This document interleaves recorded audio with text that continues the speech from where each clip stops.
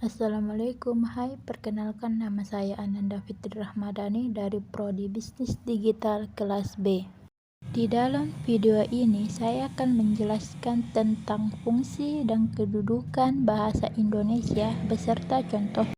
Fungsi bahasa Indonesia adalah sebagai lambang kebanggaan kebangsaan, identitas nasional, alat perhubungan antar warga, antar daerah, dan antar budaya, serta alat pemersatu suku, budaya, dan bahasa di Nusantara.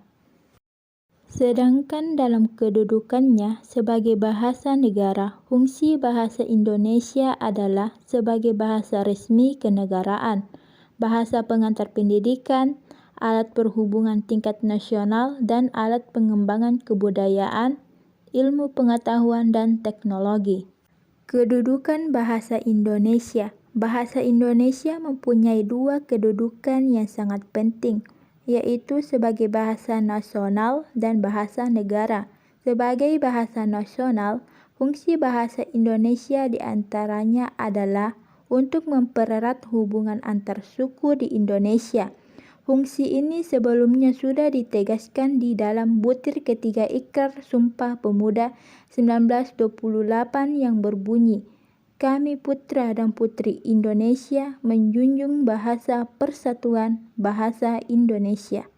Kata menjunjung dalam KBBI antara lain berarti memuliakan, menghargai, dan menaati, nasihat, perintah, dan sebagainya.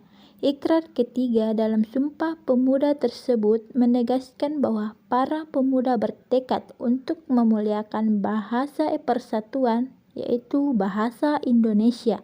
Kedudukan bahasa Indonesia sebagai bahasa negara dikukuhkan sehari setelah kemerdekaan Republik Indonesia atau seiring dengan diberlakukannya Undang-Undang Dasar 1945 Bab 15 Pasal 36 dalam Undang-Undang Dasar 1945 menegaskan bahwa bahasa negara ialah bahasa Indonesia.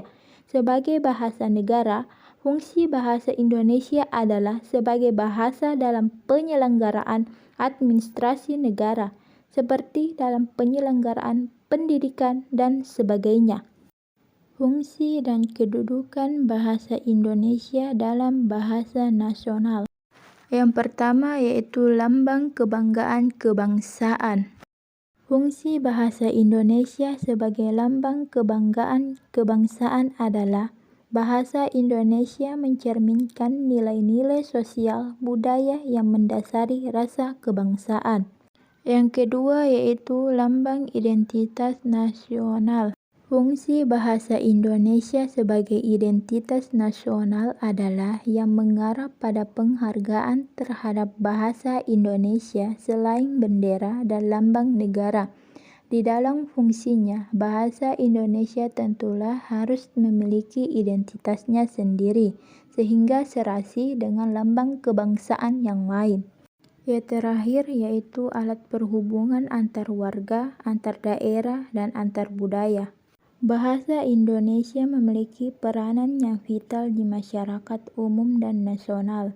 Berkat adanya bahasa Indonesia, masyarakat dapat berhubungan satu dengan yang lain, sedemikian rupa sehingga kesalahpahaman sebagai akibat perbedaan latar belakang sosial, budaya, dan bahasa tidak perlu dikhawatirkan. Masyarakat dapat berpergian ke seluruh pelosok tanah air dengan hanya memanfaatkan bahasa Indonesia sebagai satu-satunya alat komunikasi. Adapun fungsi dan kedudukan bahasa Indonesia dari segi bahasa negara dan dalam kehidupan sehari-hari. 1. Sebagai bahasa resmi kenegaraan. 2. Sebagai alat pengantar di dunia pendidikan. 3. Menciptakan karya-karya sastra yang berkualitas. Dan terakhir sebagai alat interaksi di kehidupan sehari-hari. Selanjutnya yaitu contohnya. Contohnya yaitu seperti saya ke Nusa Tenggara Barat, tidak mungkin saya menggunakan bahasa daerah saya di sana karena mereka di sana tidak mengerti bahasa saya. Maka Dari itu saya harus menggunakan bahasa Indonesia supaya lancar berkomunikasi, dan sebaliknya begitu. Mereka juga harus bicara dengan bahasa Indonesia karena saya juga tidak paham bahasa mereka. Maka dari itu, bahasa Indonesia sangatlah penting agar menjaga kerukunan antar daerah dan lambang dari negara Indonesia juga. Itulah tadi materi yang saya jelaskan tentang fungsi dan kedudukan bahasa Indonesia beserta contohnya. Sekian dari saya, mohon maaf bila ada kesalahan. Billahi taufiq wal hidayah. Wassalamualaikum warahmatullahi wabarakatuh.